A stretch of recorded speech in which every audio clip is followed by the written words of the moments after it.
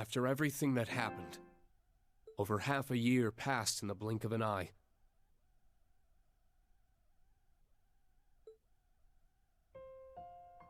With the end of the Great Twilight, an armistice was declared on the second day of the Great War.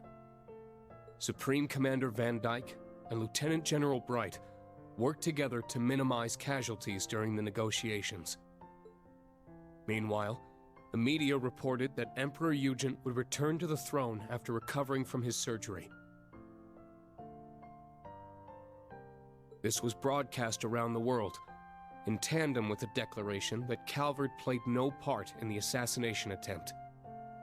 However, the truth only ended up plunging the empire into greater turmoil and spurred a storm of criticism from other countries. Amid the chaos, Governor Regnitz stepped in to try to bring the situation under control. He issued the order for Erebonian troops to immediately return to the empire. Many feared that Calvert might take this opportunity to strike back, but such fears proved to be unfounded. I can only assume it was because Calvert didn't want to take any chances against the far stronger Erebonian army. For the people of Erebonia, it was as if they had woken up from a nightmare. On the other hand, the people of Calvert began to criticize the empire all the more fiercely.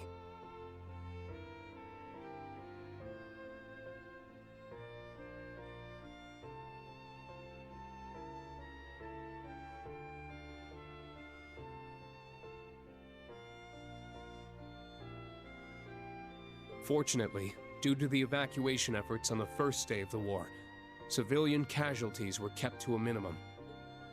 President Rocksmith, nearing the end of his term, made careful efforts to placate his citizens. However, he found himself under serious pressure from the new president-elect and was made to demand astronomical reparations from the empire. The provisional government in Erebonia, led by Governor Regnitz, was forced to negotiate.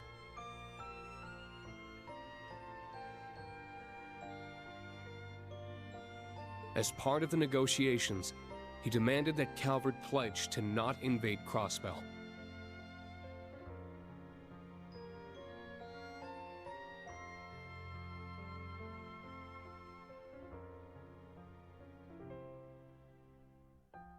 Liberal, Remiferia, and the holy city of Arteria agreed, and jointly mounted pressure on the Republic to keep its troops within its borders.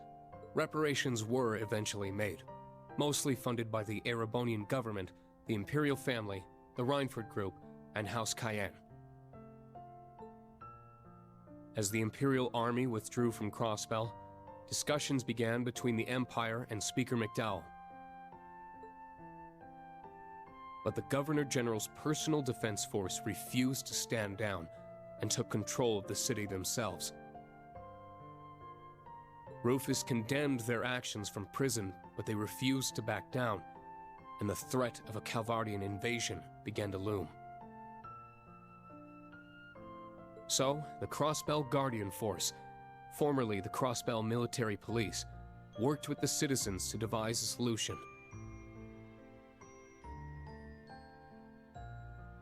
And on the day of Arkansas's star-studded comeback performance,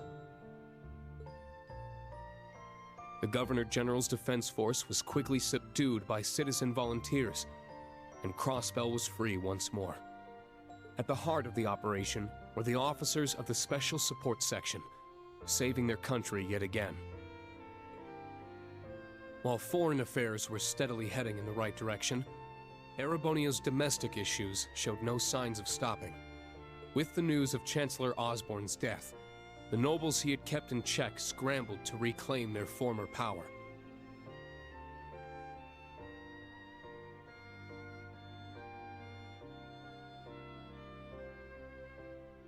Class warfare broke out once more, and though the imperial family tried to restore order, rumors of Prince Cedric's role in the Chancellor's warmongering caused their pleas to fall on deaf ears. The Crown Prince's mysterious disappearance only put them in a more difficult position.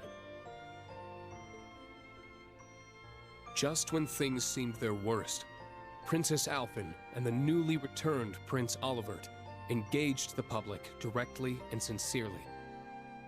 As a result, the imperial family slowly started to win back the people's trust the continent over. Meanwhile, news of Crossbell's liberation stirred talk of independence in Jirai and North Ambria.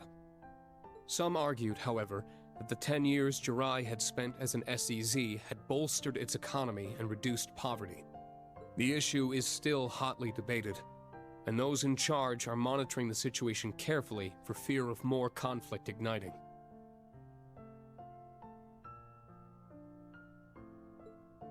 Though Chancellor Osborne's right-hand man, Governor General Rufus Albarea, was apprehended, Majors Lecter Arundel and Claire Revelt managed to avoid arrest.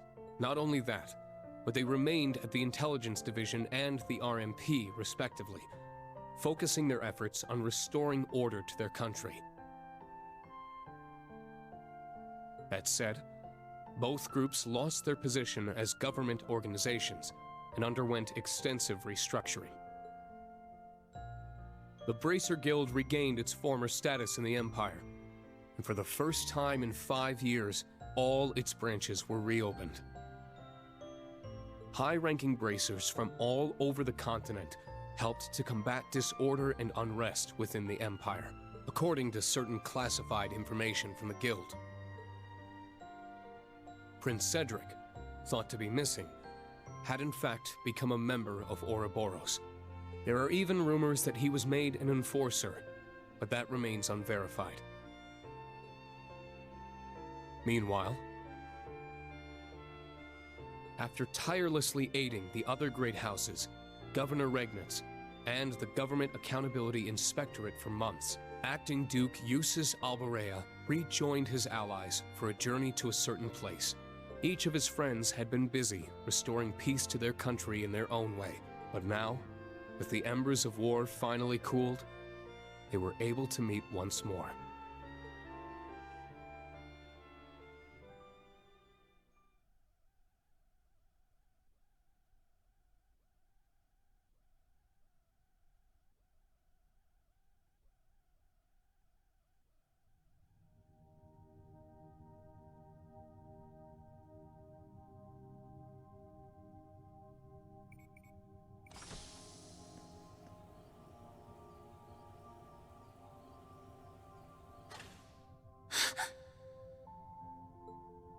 Wow.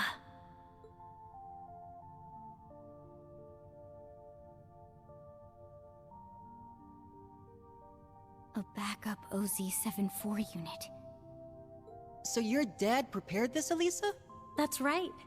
He must have worked on it in the brief moments when he was himself. It couldn't have been an easy secret to keep from the Ebon Knight. Your father was a great man. Damn right. Can't be easy fooling someone who's in your head. For real. It seems like the mana inside is stable. And it should be easy to work with such a pure soul as hers. We'll be right here to help whenever you're ready. Go ahead, Eustace.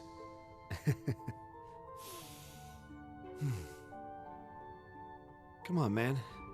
What are you waiting for? Now, bring out the sword. Right. Altina, you should help too. Don't worry. I know it'll turn out just fine.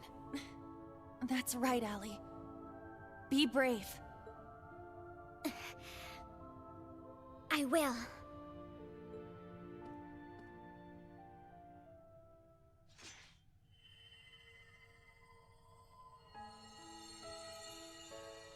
Everything's stable. This should work. Adios, please. Now'd be the time for a miracle. I'm sure we've got 1 or 2 left, right? If you're listening out there, these kids need you.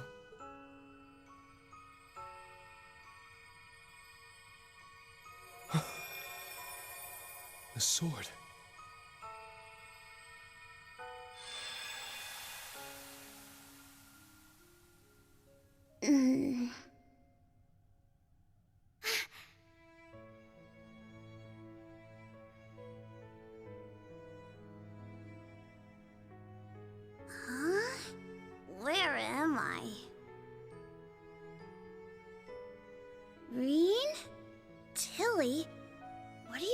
doing here? Eustace? What gives? You look like you've seen a ghost. Wait, what happened? Last thing I remember, William! You're awake! Whoa, guys! What's gotten into you? Anyone want to tell me what this is all about?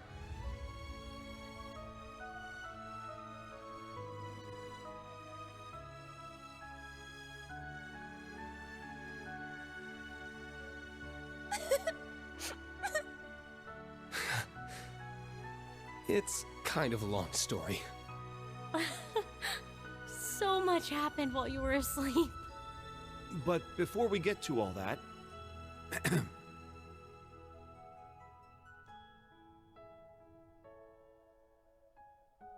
Welcome back, Milliam.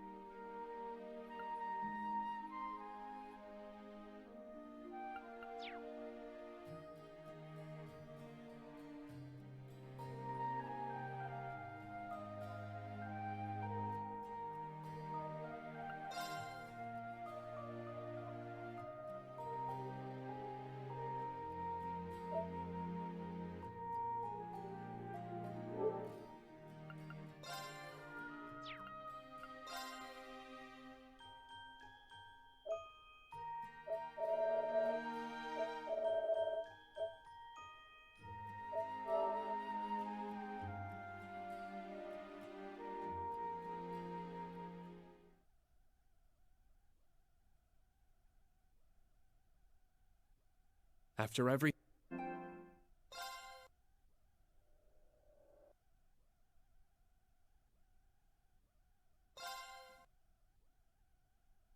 Ah, I understand now.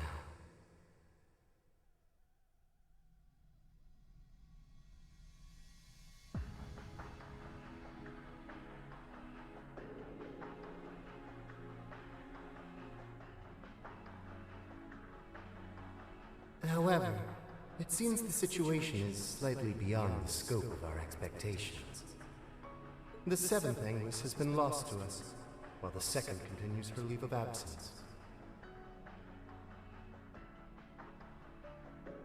Though perhaps the biggest surprise is that neither the Stallritter nor McBurn have returned. Well, old McBurn's finally gone out on a journey of self-discovery. Little too late if you ask me, though. As for the Stallritter, it seems like they've decided to branch off on their own. That's hardly a cause for concern. The second Anguis is a careful, calculating woman. She's sure to cooperate with the next plan. When she does return, I'm certain McBurn and the Stallritter will follow.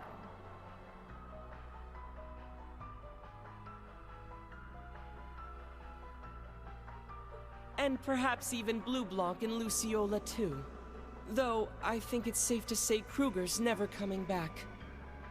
That makes her the fourth total dropout after Louve, Joshua, and Ren.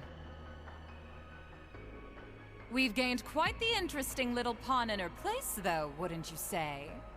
The magic swelling in his ancient blood is quite something. A promising newcomer if ever we've had one. I suppose. Though he still knows so little about the world, he might need a babysitter for quite some time. Regardless, let us leave the enforcers to their own discretion.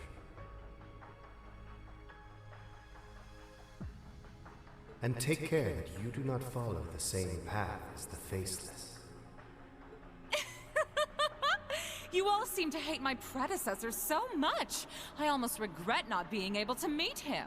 Well, you've certainly filled his shoes in terms of personality, at least. It seems all three of you have gathered.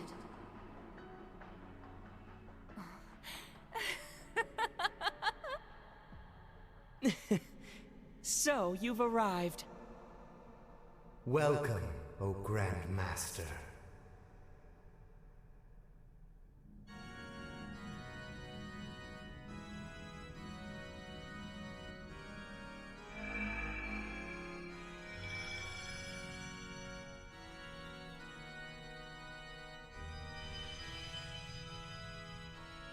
Maribel, you have done very well. You oversaw the completion of the Phantasmal Blaze plan and returned safely. You're too kind. I merely laid the groundwork for the Witch of the Abyss and the Steel Maiden to work their magic. But what of the Septarians of Fire and Earth? I have confirmed their disappearance from this plane. Unlike the Septarian of Mirage, they haven't vanished entirely. But as they are now, it is nearly impossible for them to fall into human hands once more.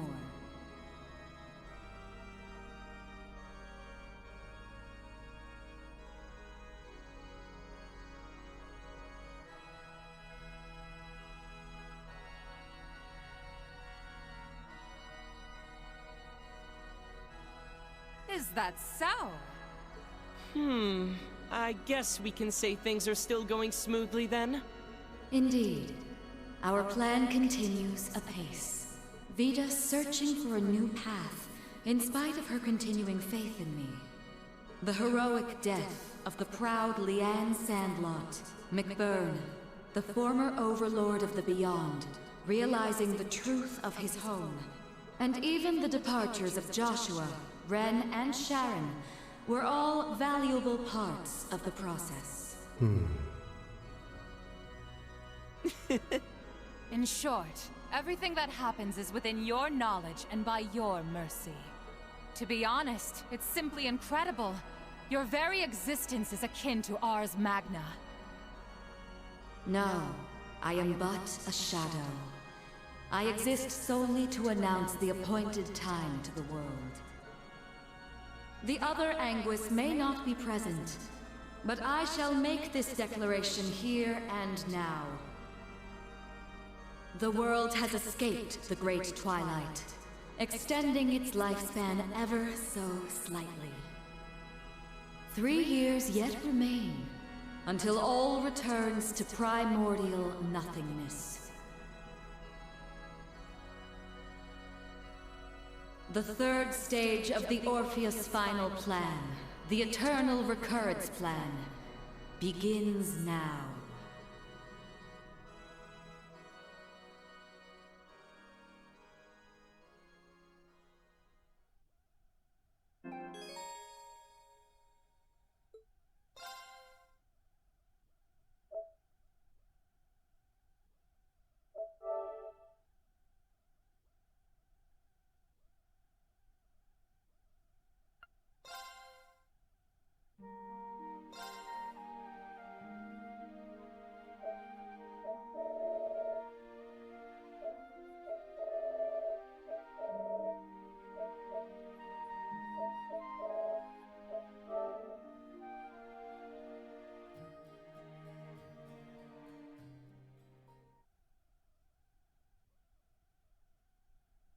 After every...